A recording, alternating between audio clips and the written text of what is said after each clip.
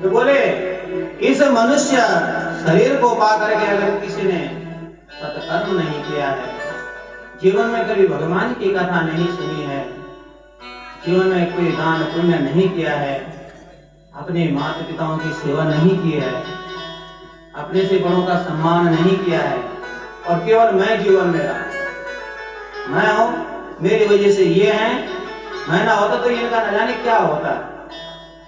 फिर वो मैं जो है पतन की ओर ले जाता है। इसलिए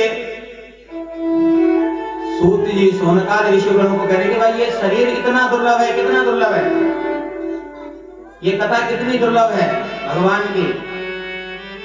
बोले जब राजा परीक्षित को शाप लगा था और सुखदेव जी राजा परीक्षित को ये कथा श्रवण कराने जा रहे थे, श्रवण कराने वाले थे, तो जब देवताओं को पता लगा कि भाई ऐसा ऐसा राजा परीक्षित को शाप लग गया है कि भाई आज से 56 दिवस पर्यंत राजा परीक्षित की मृत्यु हो जानी है, और सुना उन्होंने कि राजा परीक्षित के उद्धार के लिए सुखदेव जी राजा परीक्षित को श्रीमद् भागवत की कथा श्रवण करा रहे हैं, तो स्वर्ग से देवता अमृत का कलश लेकर के सुखदेव जी के सामने प्रकट हो गए।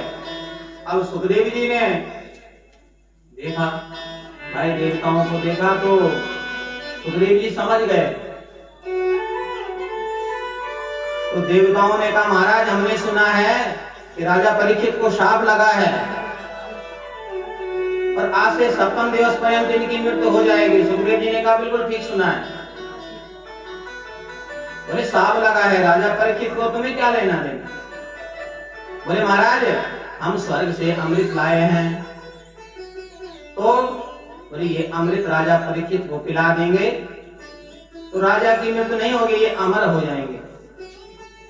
तो सुखदेव जी ने कहा लाए हो तो पिला दीजिए। तो देवताओं ने तुरंत कहा नहीं महाराज हमारी एक विनती है। क्या क्या विनती है तुम्हारी। बोले हम अमृत तो राजा परीक्षित को पिला देंगे, लेकिन इसके बदले में भी हम कुछ चाहते हैं। प्रपश्यामो वयं सर्वे श्रीमद् भागवतामृतम।